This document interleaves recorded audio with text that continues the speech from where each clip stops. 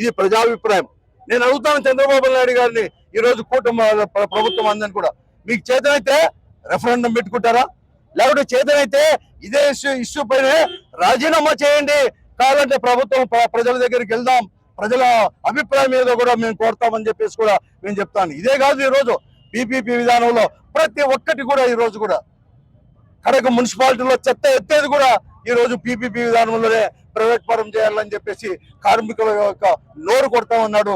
ఈ అనంతపురం పట్టణంలోనే కూడా జరిగిన విషయాలు కూడా మీకు అందరికి కూడా తెలుసు.